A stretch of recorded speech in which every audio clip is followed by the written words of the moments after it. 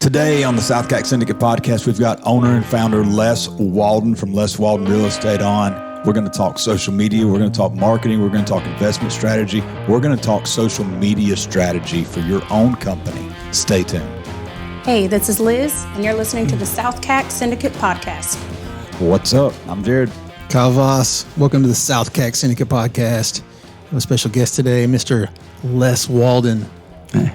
Appreciate y'all having me here. Yeah. Where's our clap button there? We still haven't got that going. Yeah, we need Les that. Walden, real estate guru and more, right? Yeah, I'd go with more. So for people, I can't imagine anybody in the upstate listening to this that doesn't know who Les Walden is, seen a car, seen a van, seen a billboard.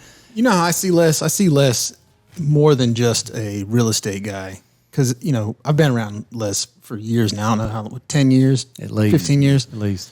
He seems like a coach to me. He's like both sides of it, right? Whereas most real estate folks you talk to, they know the houses, they sell stuff, whatever, but they don't have like the coaching side. I appreciate you realizing that. I have been very fortunate in my life to have great coaches in my life that have influenced me. Sure. And I've tried to do the same thing. Yeah. So have you coached officially? Yeah. In your life? I have. Okay. I have. Maybe that's why I feel that then. Yeah. That's a good observation.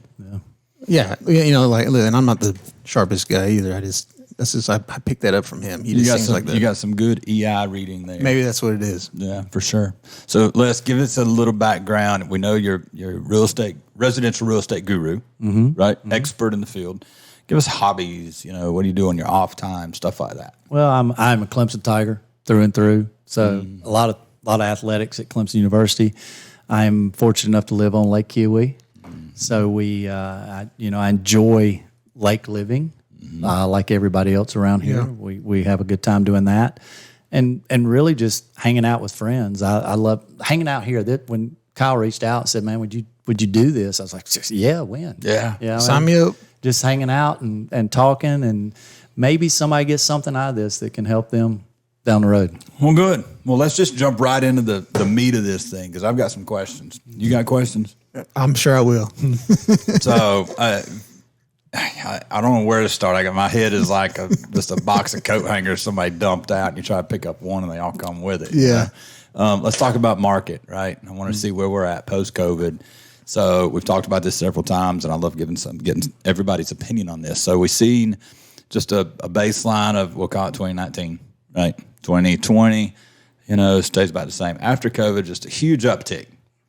And then we just saw a little bit of a drop, and then we're starting to baseline again. Is this the new baseline of where we at, or will we go back down to 2020?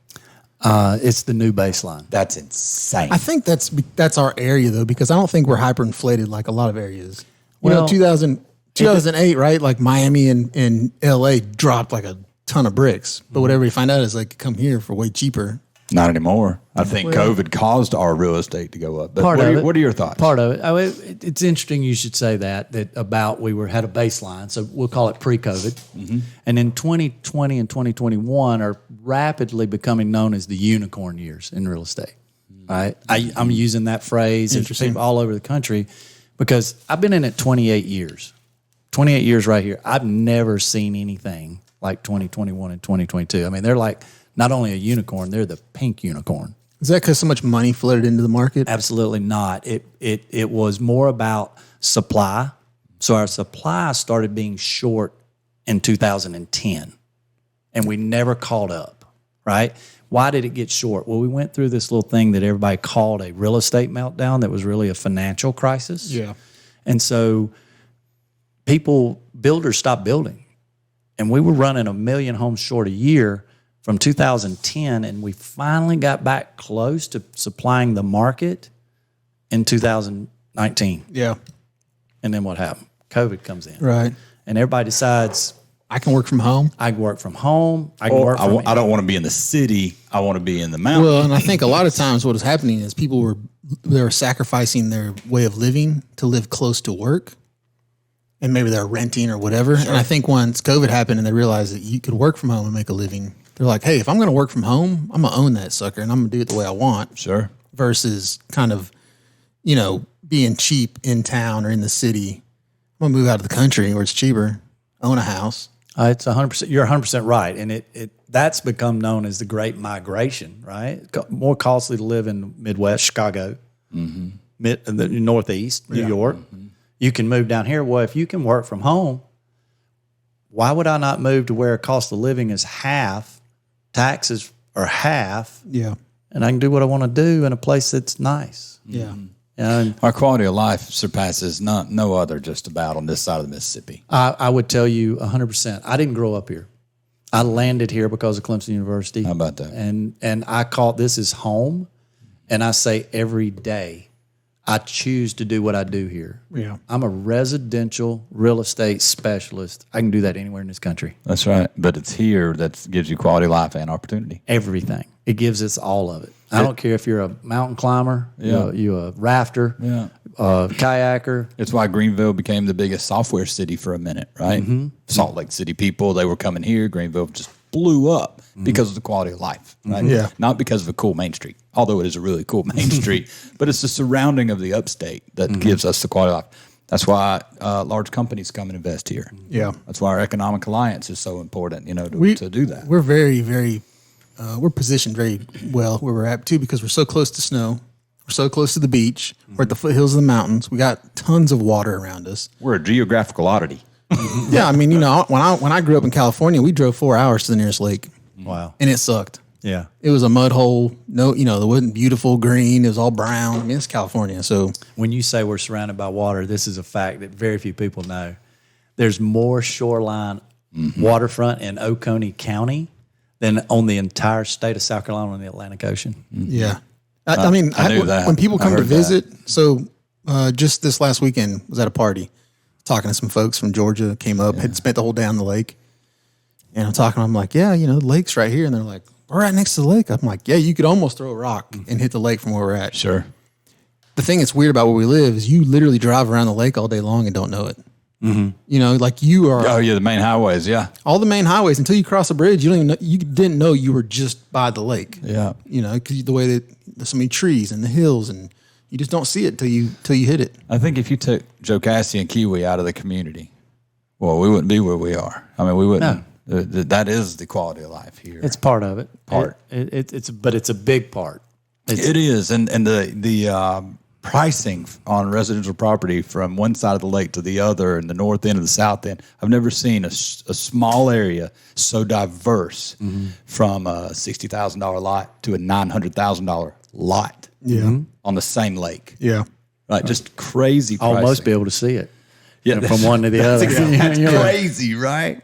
HOA, no HOA. Right. Yeah.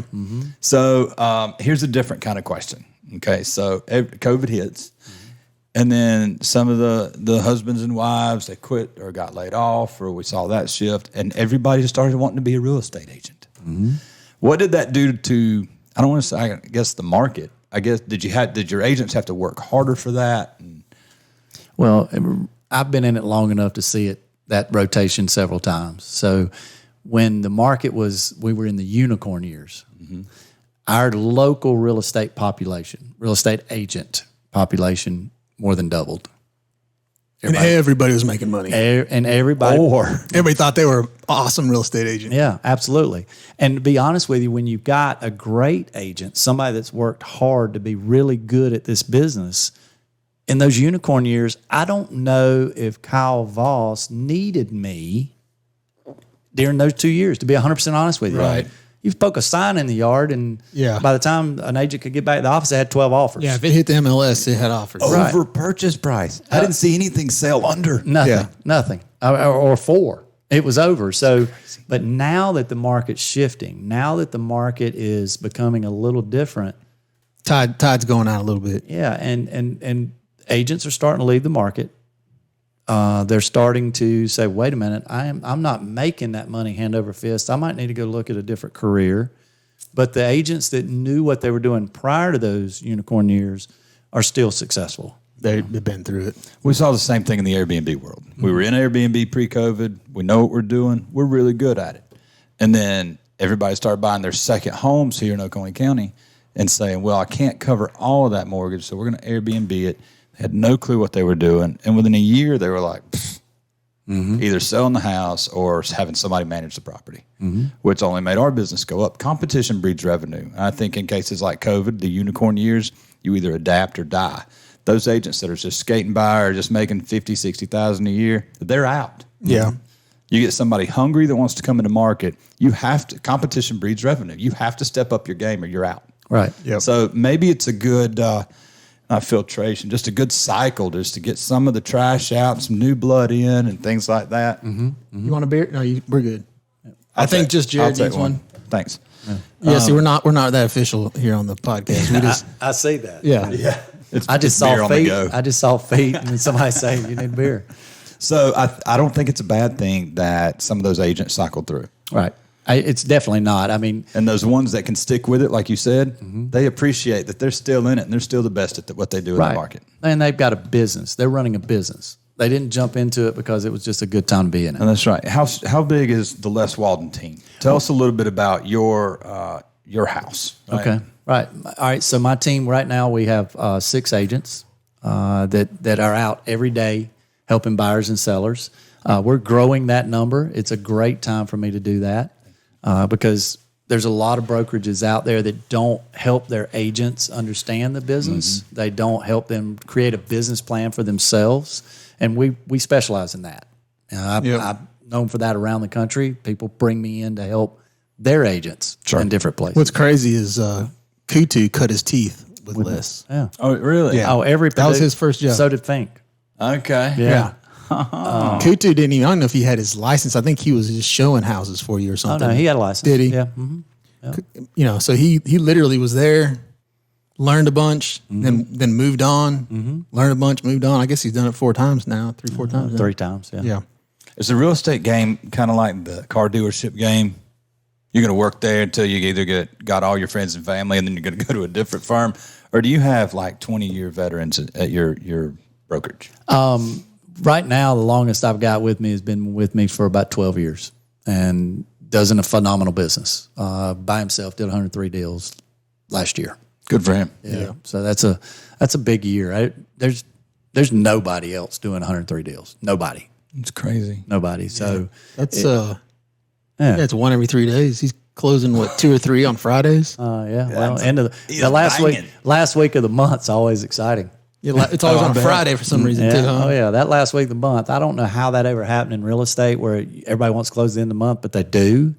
And tax reasons, I think, right? It's prorations. They want their payment to start on the first with the rest of their bill. Yeah, I think it's easy to break up the tax bill too or something. Right. Well, it's proration. It's daily. But by day. Yeah, it's daily. But a lot of people, your payments are in arrears. We're one of the few things you get to pay for after you own it. Everything else you're paying for in advance. So if you close June 30th, you don't have a payment until August 1st. Yeah. Right.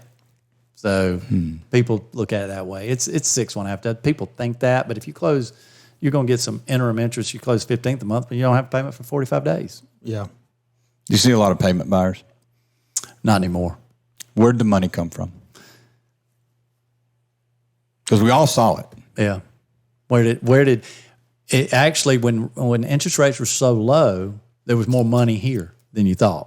Because more went to principal. More were moving up. If you've got a $200,000 house and interest rates are 3%, I can get a 30-year payment for about the same thing. Why don't I buy $400,000? Right. Yeah. Fair enough. Now, going backwards. You were talking about the tail of our market, right? You're like on the lake, you can be in one spot and it's this, and another spot and it's this. A lot of that money comes from elsewhere. And you'd be surprised how much of that money is second home money.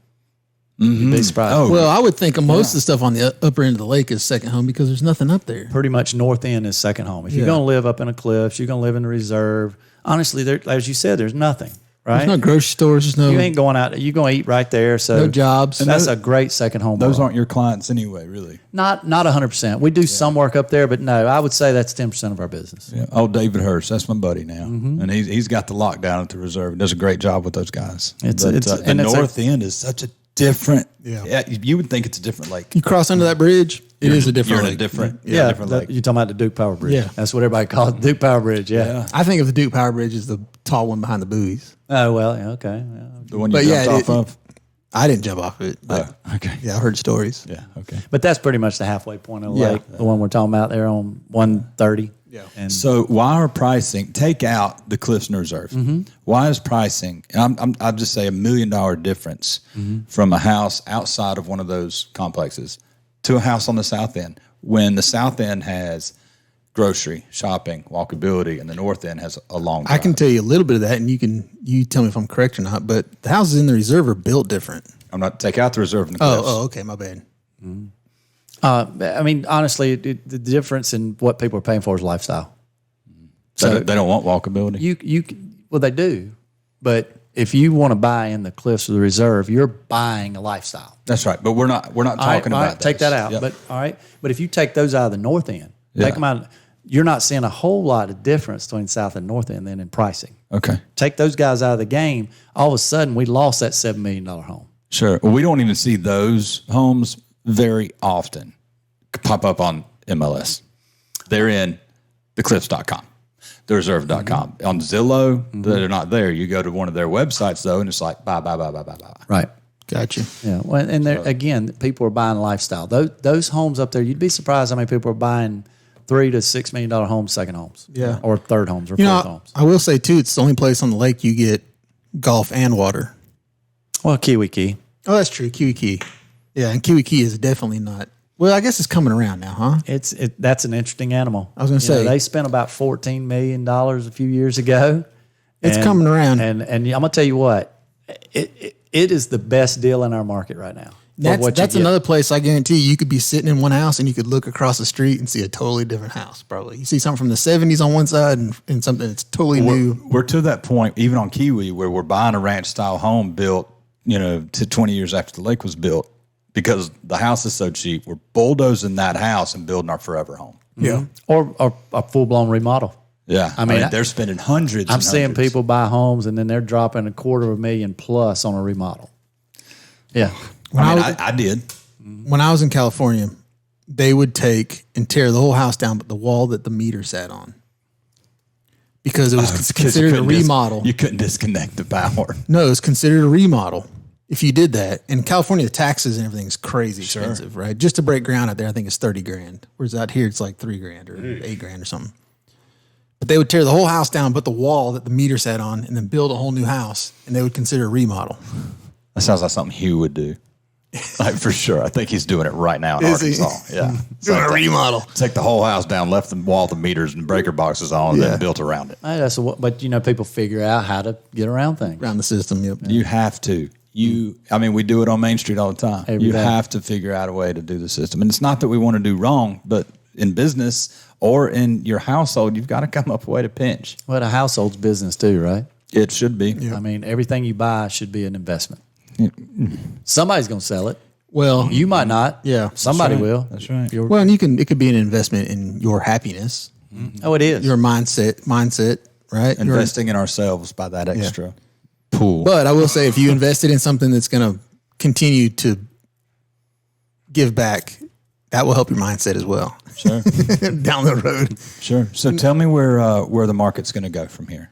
Well, And include the banking side too. okay. All right. That's a great situation there. So from a market standpoint, let's say availability, the biggest issue we're struggling with in real estate, residential real estate, is inventory. It's just so tight.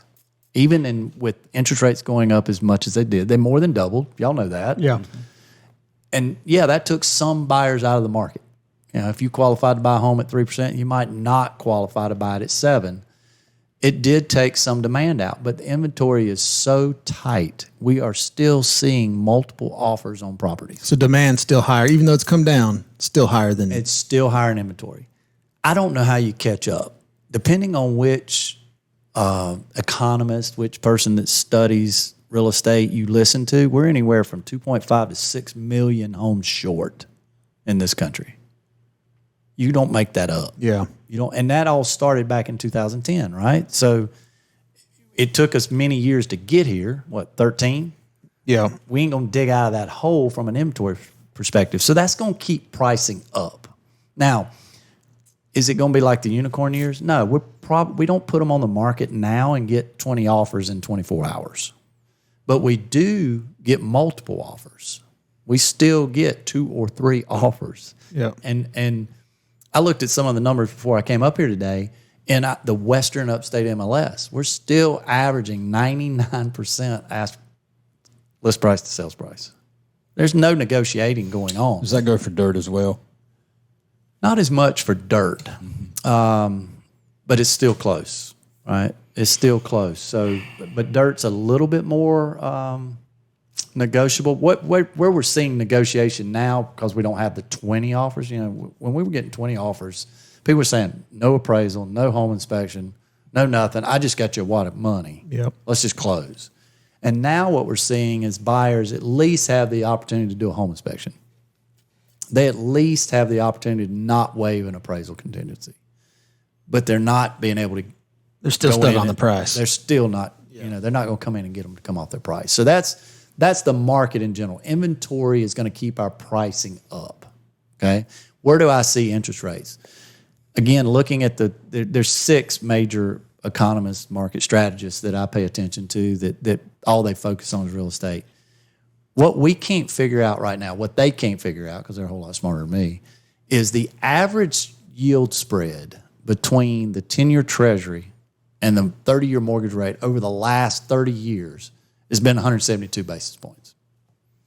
We're at 322 right now. You know why that is, though? I think I can tell you why. I think the Fed wants to they want to kill it. Mm-hmm. So they're waiting for, say, housing to turn or the market to turn. And they're like, they probably thought they were going to raise the interest rates to what they are now, and they thought that would have done it. But since it hasn't, they're like, okay, maybe we need another 25 basis points. Well, again, we're looking at an average from the 10-year treasury to the 30-year mortgage rate, right? The Fed doesn't really control that. They don't control that, but don't you think that, because the treasury bonds are not, because that's what the 10 years is a treasury bond, right? It's a 10-year note that you can basically buy from the government. Doesn't that basically, because I know that is very telling on the economy. Right. Where that thing goes, and I don't know what means what. I just know that it means something. Mm-hmm. But I think what's happening is, these rates are way higher than they probably need to be, which is why the treasury bonds are looking crazy. Mm-hmm. But the market hasn't turned yet. But what market hadn't turned? The stock market hadn't turned. Like we just had a huge month. The housing market hadn't turned yet. Mm-hmm. So what's happening is the treasury notes are reflecting the interest rate hikes, but the market of housing and stocks aren't. See, I don't mind interest rate hikes. Yeah. I mean, I get to deduct all that. Yeah. Right. And if I don't have that to deduct, I end up cutting a check to the IRS. So, and then people like when my parents built their first house, it was they got a great deal at 17%. Like they thought they got free money. It would affect you if you had if some of your real estate around here, if you had a flexible note. Yeah. And then at some point, the tenant wasn't paying that interest that you're saying you can deduct. And we don't put ourselves in that position. Well, that's where it matters, though. But you're smarter in business than that, right? Sure. Yeah. So, but again, the 10-year that spread is over 300 points. Right. So if it was at what it had been for the last 30 years, we'd be about 5.5%. And I think that's where we'll be. I think we'll see a drop before we see another increase. Well, the other thing I think is happening too is they know they're going to have to pump some more money back in, and so I think they're almost sandbagging a little bit. Mm-hmm. They're like, hey, the more this can go up without affecting the markets, the better off we are, because then we can give it back to them when we need to. Right. Right. Well, that's not freedom. It's not, but they got, when they were down 3%, like they didn't have much in their bag to play. Mm-hmm. If we went through COVID and they didn't really have much to give us back. I refinanced most of my stuff at 2.5 locked. Mm-hmm. And I thank God every day that I had the opportunity to do that. Loving life, aren't you? Because every point after 2.5 goes up, I make money. Mm-hmm. So doesn't bother me a bit. And I hear people say, I'm not buying an investment property because interest rates are at 6%, but they will max out their freaking credit cards at 22.5. And I'm going, really? What are you talking about? Or, unfortunately, and nothing against my car dealer buddies, but I get it. I read something the other day where the average payment on a new car is $1,000. It's crazy. I can't buy a new truck. Like I usually get a new truck at every 80,000 miles. You know, either sell mine private or trade it in, pay for the other one, and I'm good for another 80,000 miles. I can't find I can literally, no joke, buy a rental house for the price of a new Chevy 1500 Silverado LTZ. And that rental house will pay you. And the rental house pays me back. The truck ain't paying you nothing. It doesn't. We can write it off, but that's just throw money away. You know, it's a depreciation. So I don't mind. I heard one day the richest guy on the construction company making the most money is the foreman that drives a beat up his truck. Yep. Said a bunch of fancy new ones. Yeah. So all right, so I want to mix it up a little bit. We've talked, real estate, all the stuff you know really well. But we also know that you just recently got a Facebook page. Yeah. Maybe like 2 months ago. And it's been, Facebook's up for 13 years now or they've something. created 3 new businesses. Yeah. So after break, we're going to kind of talk about how you built a huge business without, succumbing to what everybody says you have to do in these times. And then we're going to talk some of the new stuff that Facebook's doing. All right, cool. We'll be right back with Les Walden. Let's face it, shopping for insurance can be time consuming. When it comes to your auto and home insurance needs, make things simple and trust your Allstate experts. They will help you get the coverage that fits your needs while helping you bundle your auto and home. Bundling saves money, sure, but it also saves you time. So you can enjoy the things that matter most even more. Contact Clemson Allstate agent Shane Smith at 864-654-1047 today for a free personalized insurance proposal. Allstate, are you in good hands? And we're back with Les Walden. So we left this break talking social media. Well, we were talking real estate, and we said we were going to get into I think social he media. teased social media. Yeah. Isn't that what that's called? Teasing it? So I don't know. We'll say 3 months ago, I get a friend request from Les, and I'm like, well, that's got to be spam. Somebody hacked his account. Somebody started an account for this guy. Yeah. Because he never had. That's an what account. everybody thought. Yeah. And so I think, correct me if I'm wrong, Les's first post was, yes, it's me. I now have a Facebook. Yeah, that was my first post. And the day it went live, exactly what you said, between Robert on my team and Melissa, my better half, they got 45 messages from people saying, So is that real? Is this Les? somebody's hacked him. Somebody's created a Facebook. And she said, she finally put out too, no, people, it's really real. him. He did it. He did it. Which is insane because in a social iPhone, Android world, now surely your business had a Facebook page maybe. Sure. Okay. And you just decided at some point you were like, gosh, I got to see what this thing's about. Like you're just entering into the, this decade. I mean, you want me to be real honest Yeah. about it? So I've got a personal coach. I have a coach, business coach, real estate coach. And he kept on me. He said, dude, why are you not on social media? He said, and I said, dude, I don't need it. Everybody knows me. And I don't need them to know when I go to the bathroom. He said, do you not know it's a business tool? And he just kept hammering. And he finally said to me, Personal brand. he said, get over your freaking self, man. You're not that important. Create the account. You can communicate at scale with that. And so I did it. And I use it. I don't run down that rabbit hole. No, I don't either. Yeah. I rarely post on my Facebook. Well, If you go look on my Facebook, every post is something that Heather posted and tagged me in it. Like I don't post none of my own stuff. Yeah. so I don't know if y'all are going to put this out there, but I'm going to say this. So Hey. It's out there. Do you look at it as a business tool or as a, Business tool, 100%. okay. Absolutely not. So that's what I'm looking at as a business tool. It's 100% a business tool, and it allows me to communicate at scale. So if you look at what I'm posting, 90% is business related. Yeah. So my personal page is just my personal page. Now I have business accounts for other businesses that I have. They have a Facebook or an Instagram. I think what he's asking though is like, I have a personal page that I never post on. I have a business page that's all I post on. So if you ask me how I use Facebook, I'm gonna say as a business tool. Sure.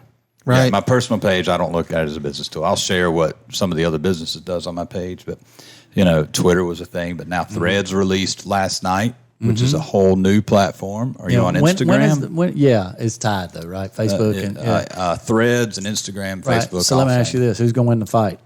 I got an opinion on this. I think they both grow in their own. No. He's Wrong talking fight, about dude. the literal. They're literally going to fight. Listen, Zucks is a legit jiu-jitsu guy. I heard that. Legit. I didn't know that. He is a. But you know that Elon's training with a MMA guy. It wouldn't surprise me if Elon is well. I just know for a fact that, and I'm not a Zucks fan, but he's a legit jiu-jitsu guy. I did hear that. So Dana White was sitting in his living room when the tweet went That's out. gonna be the biggest. That'll be the biggest moneymaker. Zuckerberg calls Dana White and he said, is Musk for real? And Dana said, I think so. He's like, well, you're the guy. If this is going to happen, you're the guy. Like, how would you like to be Dana White at any point in Promoting life, that. right? But right now. Well, Promoting that. what's funny though is he probably thought that like the McGregor Mayweather thing was the biggest thing he'd ever do. Oh, yeah. And these two guys aren't even fighters. The last thing in his mind was like a Zucks versus Elon fight. That's probably going to do 3 times what. But we can all relate to that fight. Oh yeah, Because we're not professional fighters. No. And Right. they aren't either. So Dana says 100% this is going to happen. Okay. What's the ramifications of a loss? I don't think it matters because I think they're doing it for charity. So in their eyes, it is for charity, Yeah. but still, you're a team this or team that all your life, right? Like even in some of the movies or the Twilight Saga, you're team this or team that. I don't even remember what they are. But are you team Zuckerberg or team Musk? No, I'm an Elon fan. Les? probably Elon. Yeah, I'm with you. Yeah, I'm an Elon I guy. think because he's so on so many different levels. Yeah. I'm with you. He's probably one of the best minds / operators of our generation. What if they get damaged? I don't think it's gonna be that kind of fight. Oh, I think it will be an all-out. Oh, I think they'll do. I don't think it. I don't it'll think be- either one of them hit you hard enough to hurt you. Yeah, you think it's gonna be blood and all? I don't think so. I think it's gonna be like a jiu-jitsu match with maybe some punching, but like soft. I don't know, you guys. Let us know your thoughts on this. When you watch this on YouTube, I want to read some of these threads. Elon or Zucks? Yeah. What camp are you in? Who are Yeah. you pulling for? Team. Email us. Give us some feedback. We are curious to see which team you're pulling for. Yeah, because right now Elon's up 3-0, so we're waiting for more votes here. Yeah. We need some Zucks to step Somebody up needs to here. step up, take the other side, or this betting game's going off. No doubt. So, Les, you may not be in on the next few minutes of this, but I'm curious. Threads released yesterday, and this all kind of started because Les just jumped on the Facebook train. Kyle, give me your thoughts on Threads versus Twitter, which is still a Musk versus Zuckerberg sort of thing. It is. So this is where I see it happening. I think today's Twitter is mostly business oriented, right? It's large thinkers, big thinkers. They're posting these threads within Twitter. Those guys typically aren't on Instagram, so they already have a following on Twitter, right? So for them to go start a Threads account, and then maybe they do the same on both accounts just to kind of grow both. But I think they focus on their Twitter because that's where their following is. Versus somebody like me who has no Twitter following, but I already got 25,000 Instagram followers. It's easy for me to then start a Threads, transfer all those followers over, and now I have instant people that I can tweet to or thread to or whatever you want to call it. Well, But now I'm not a Twitter guy, so I think that you're gonna have two totally separate camps. I think they both get big. I don't think one takes over the other. I think he's right. And when you were saying that, so I'm on Twitter. How about that? But you know what? I follow industry leaders in real estate on Twitter.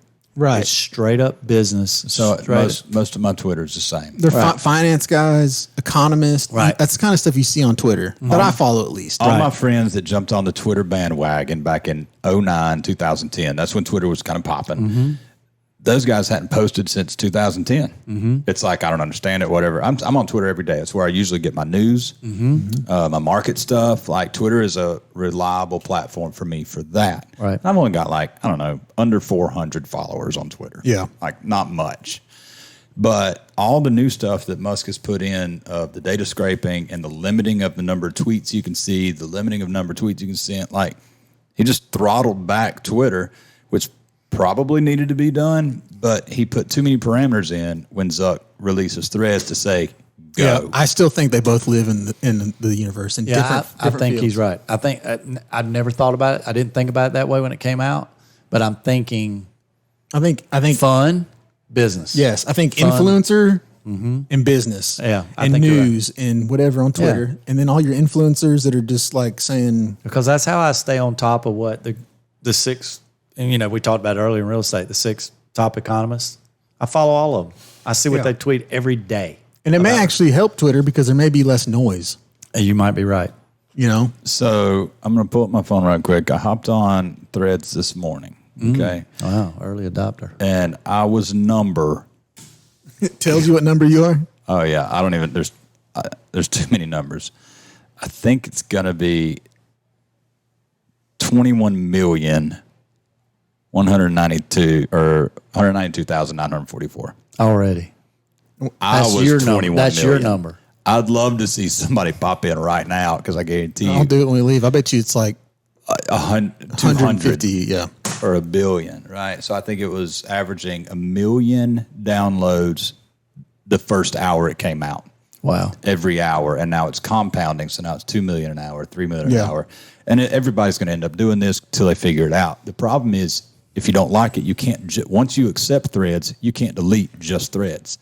It'll delete your Instagram account because they are connected. Wow. So one of the things that people don't realize too is that Meta has also they've already launched something that competes with TikTok.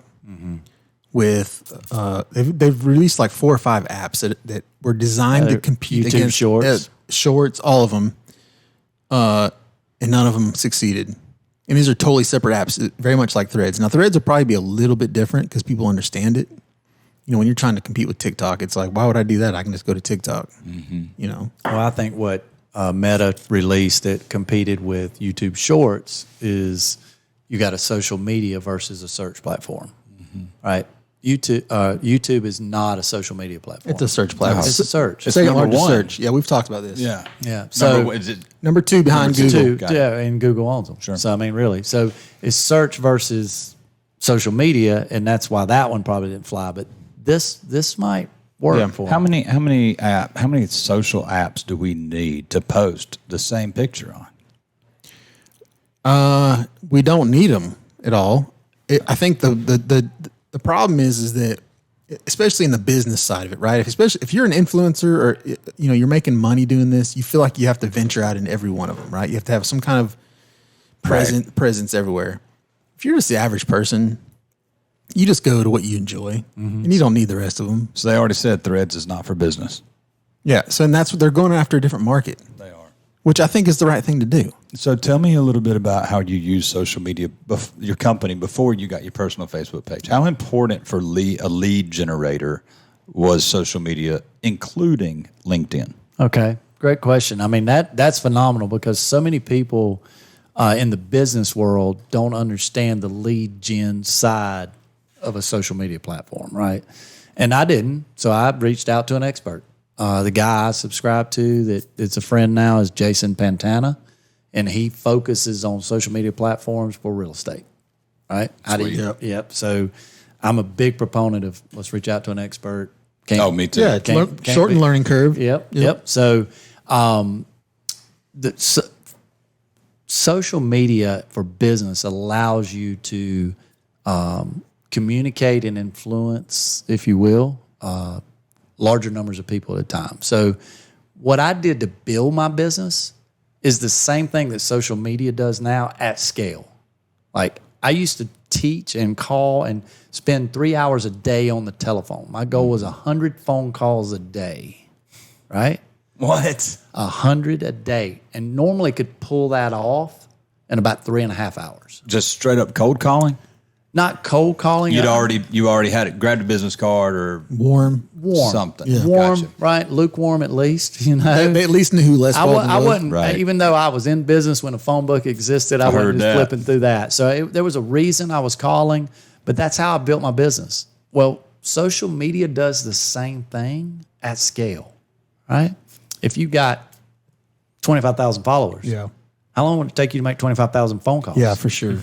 But you put something out there and all of a sudden they all see it. Right. So I have a distinct or very detailed plan of what I'm doing on social media every day. Every day. I can tell you exactly what it is. 10 likes, 5 comments, 2 DMs, 2 posts. Yep. Just be consistent.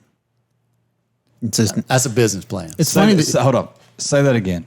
Your social media routine every day. 10 likes, 5 comments, 2 DMs, 2 posts. So you're liking at least 10 other posts. you're commenting at least 5 other posts. Mm-hmm. You're direct messaging 2 people. Right. And the last one? 2 posts. And you're going to do 2 posts in your industry. Now, are those educational style posts? It could be. Most of what I'm putting out right now are videos, what I call pro tips. Yeah, that's a great way to go. I mean, that's how I got started. His market. So you came out of the gate. It's like, here's what Seneca Market's doing today. Average median home, average median sale, da-da-da-da, da-da-da-da, da-da-da. And it was just like, oh, finally. Yeah, somebody's telling me something I need. Giving good information out here. Yeah.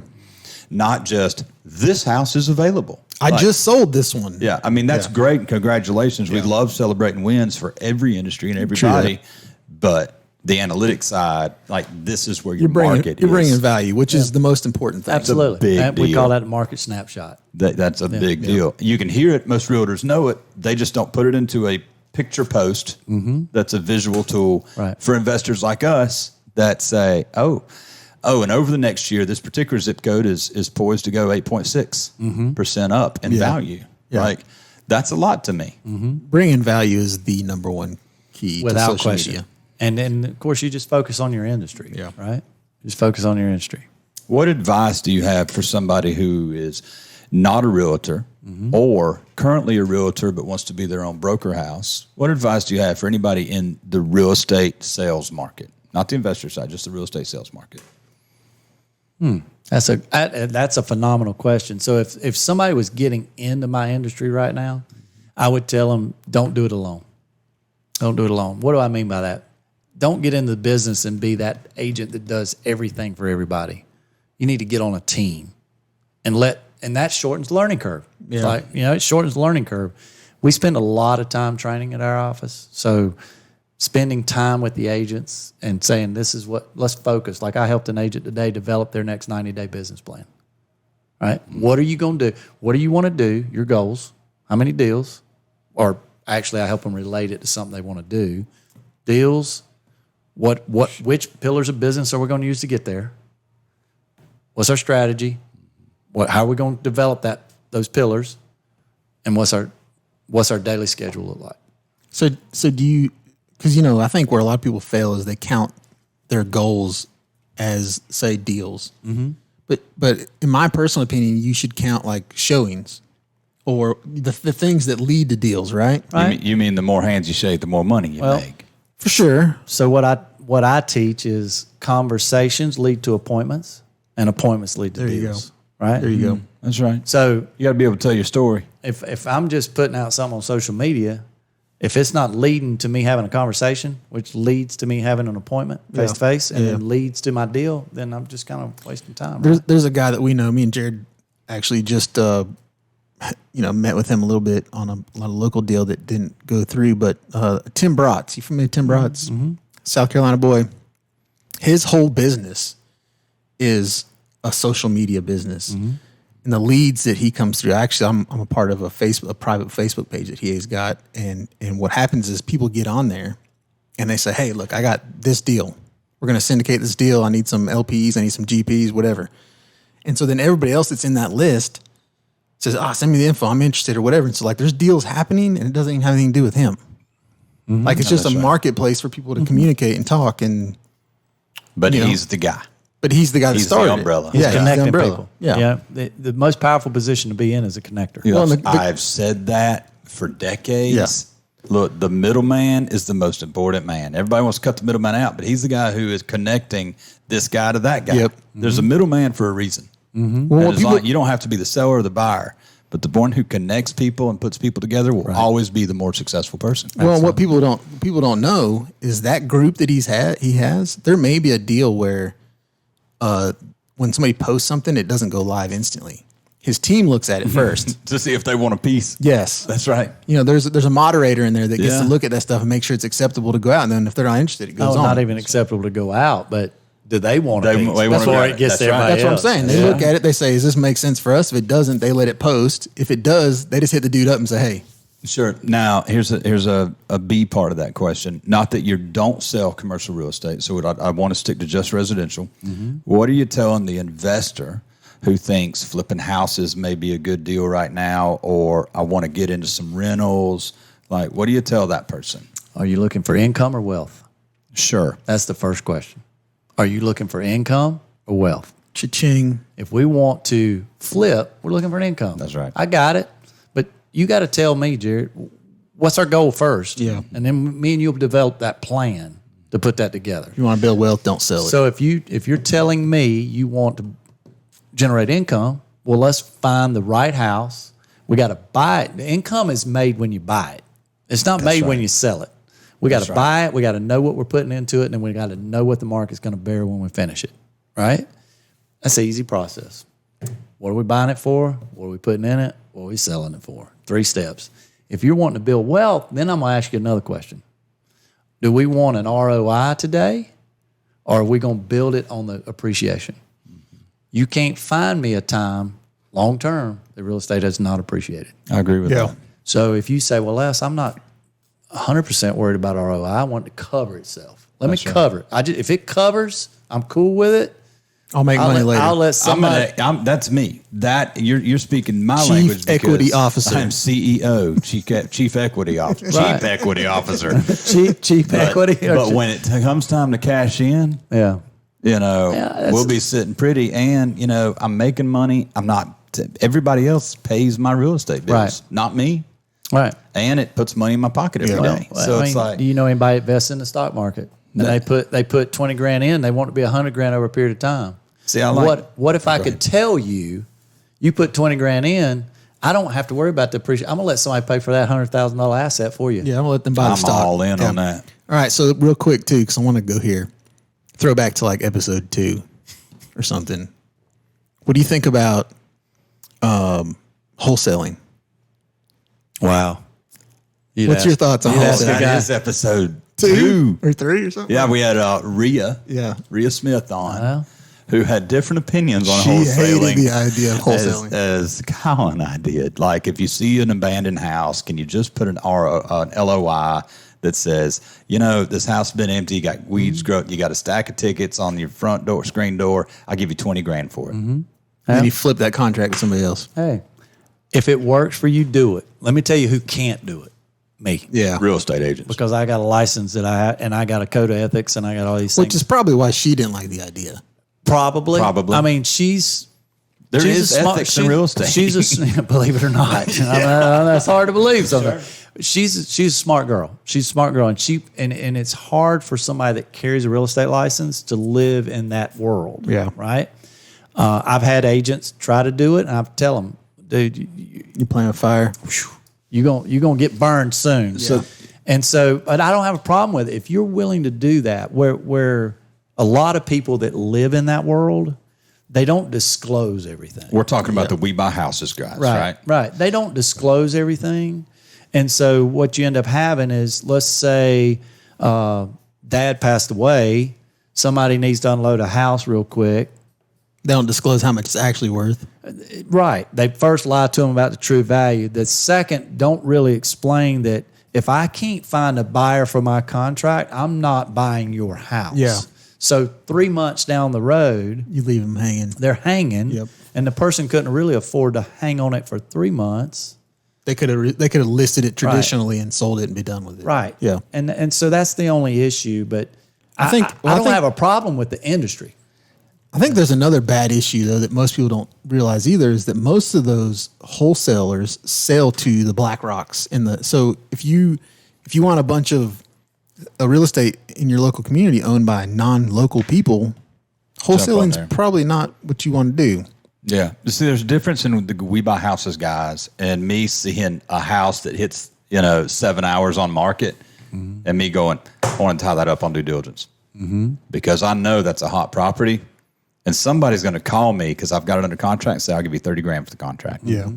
I'll sell contract all day long for 30 grand, not touch the house, the closing, nothing. All you did was write up a deal. That's exactly right. We just said it earlier. You became the middleman. Yeah. That's exactly right. Connected two people together. That's right. I know a guy who would buy this. Doggone it up. right. Yeah. He's selling it. And I'm gonna tie it up. what most of those wholesalers do. They've got a portfolio of dudes that are looking to buy stuff. Don't have enough time to go look at every property. Mm-hmm. Yeah. Yep. So Interesting. It's not a bad industry. It's just somebody with a real estate license has a hard time in that industry. Sure. I would ask you how technology is going to affect real estate, but you just got a Facebook. I know how it's going to affect it. I know that. Let's just because I didn't live in that world. So tell me about, not that I want to bring up KW, right? But I heard somewhere a long time ago that Keller Williams is not a real estate company. They're a tech company that sells real estate. Mm-hmm. So they want to kind of be the next Zillow and be a tech company. How will the tools that are coming up in the next, I don't know, as fast as we're going, 2 years, how is that going to affect your agents who put their shoes on every day and walk to a house when you can just about punch in the code, do a walkthrough, and exit? Well, just so you know, KW is now slow, right? Their core technology platforms are trash. They just came out with their own internal stuff, and anybody that's in the industry will tell you it's trash. I know the biggest KW agents in the world, and they won't even use it, right?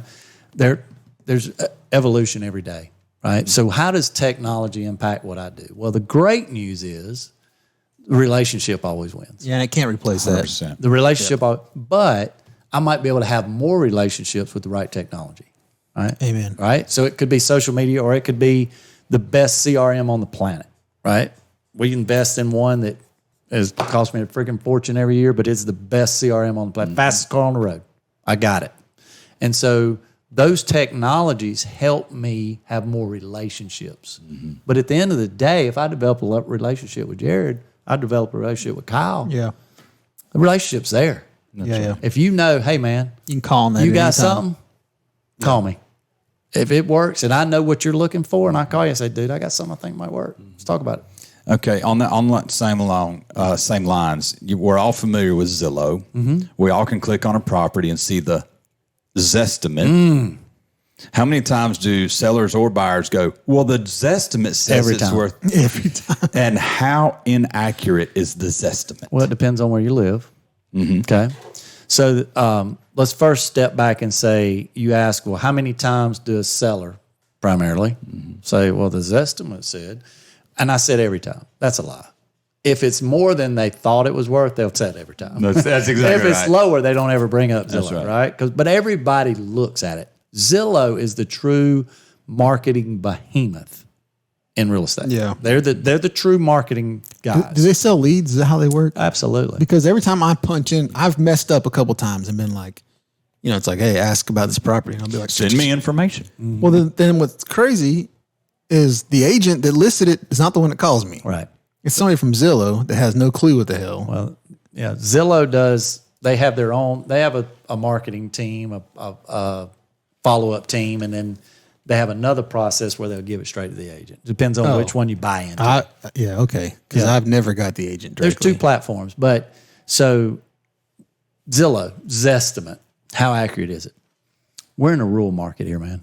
We love it. This is where we want to live. We choose to live here. We could live anywhere in this country we want to live and do what we do, but we choose to live here. Zillow in a rural market is not as accurate as, say, Zillow in a Atlanta, where you can say, this home in this subdivision of 1,000 homes where there's been 100 sales in the last 3 months. They're all the same square footage, probably the same floor plan. See what I'm saying? Yeah. So I do. But here, and I've had this happen before. I've had it happen with freaking appraisers from out of market. A house in this location, you go 2 miles in one direction, and you might be pulling comps off of Old Mill Hill, Nuri. Yeah. You go 2 miles the other direction, you're pulling comps out of Stillwater and Stonehaven. Yeah, it's totally different worlds. How do you if you don't know the market? And so a mathematical algorithm there's some things it can never do. Yeah. It can never look at condition of the property. It can't look at surroundings, and it can't tell you other than the radius if that's a true comp. I wonder if they rely on tax information some. I mean, I know what the Zestimate on my lake house is. Yeah. And it's, when I say pennies on the dollar. I'll give you his estimate. I'll give you his estimate for you your better house. times it times 20. That's just, again. Because Zillow's never been to my house since the day I bought it. And, Hey, and dropped don't take my word for it.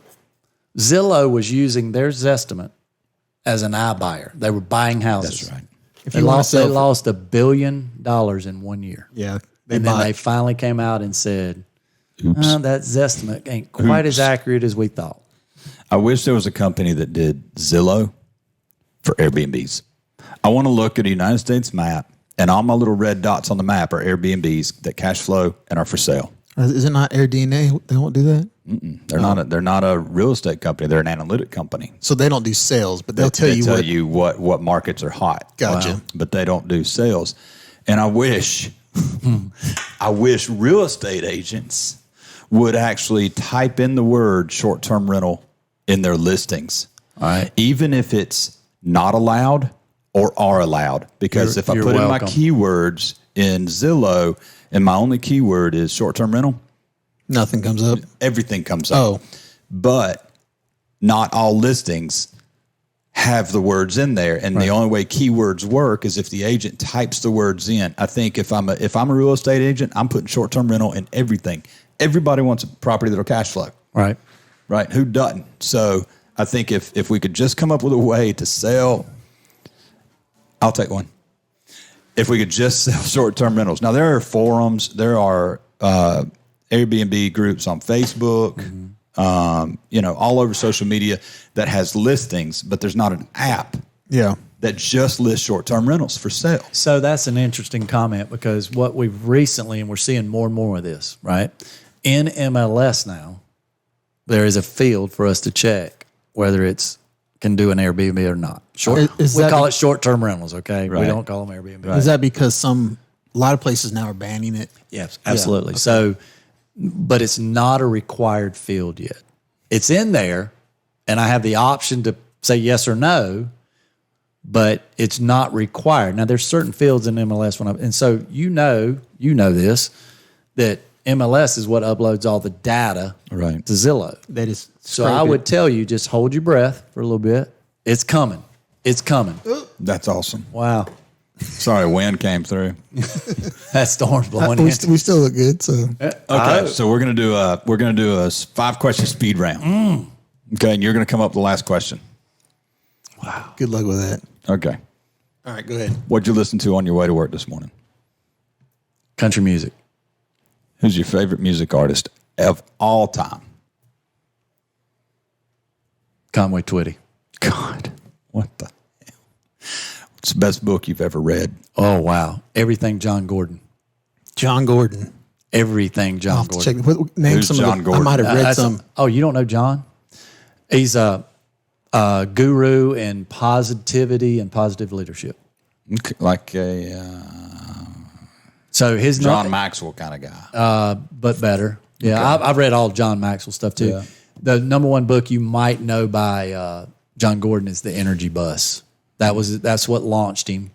Well, I'll have to check those out. We'll have to call John Gordon and see if he can come on the podcast. Yeah. Both his kids went to Clemson. He's from Florida. Oh, we got. You set that up? I might be able to reach out to him. Perfect. Awesome. You go ahead. Ask him one. Klubnik, you gonna pull through for us? Yes. What is it? Yes. I didn't hear the question. Yeah. He wouldn't know. Oh, that's a He's a Clemson fan. No, he's a Clemson fan. Klubnik, Cade Klubnik is our quarterback this year. I couldn't tell you. The answer is yes. We have a quarterback. Okay. Is he good? He's number one recruit, wasn't he? The answer is yes. Yeah. He's from Texas. He's going to be a Trevor Lawrence. This is a Deshaun Watson. Let's not go. Now, Trevor's great, but he's going to be. He's good. Yeah. He could be. This is what's funny. So everybody's kind of freaky. We're freaky people at Clemson. So Deshaun Watson lost 4 games in his entire high school career. Right. Trevor Lawrence lost 2 games in his entire high school career. They both started 4 years. Cade Klubnik lost 0 games. And he's from Austin, Texas. Tell me he's got a great team is what it tells me. Yes. Well, where he played, yeah. I mean, their stadium's bigger than Furman's and all those. High school. Next question. Your favorite quote of all time? Oh, wow. Wow. It can be your own. I'll let you think on that. Give me your best movie. Oh, wow. Now, that's easy. That's 100% easy. Hoosiers. That a sports thing? Yeah, it's a basketball movie. Okay. Favorite quote? Okay, back to favorite quote. You can. This one is personal. So it's people in this world can take everything away from you, but your good name, and the only way to lose that is by giving it away. That's a good one. Hey, how about this? Bob and Rena Walden. My parents. Yep. Pretty tight. That's a lot to think about. Yeah, they were pretty good people. Les, we're going to bring you on again. I can already tell that. We say that about every guest, though, because there's so It's always a good time. We only hit the tip of the iceberg. I really appreciate your time and driving out here today and having a few drinks and a great conversation with us. And you're welcome back anytime. Thank you. Thank you. Y'all If were there's great. anything that we can do to help you succeed or celebrate a win, hit us up and let us know. Man, it was fun. That's it was what fun. we love doing. It was fun. Well, when Kyle asked, I said, "Man, I'm gonna jump on that." Yeah. We were at the graduation party. That's right. You bet. Yeah. Well, until next time, guys, we will see you soon. Thanks for listening. You can find us on Instagram, YouTube, and anywhere you stream podcasts. See ya.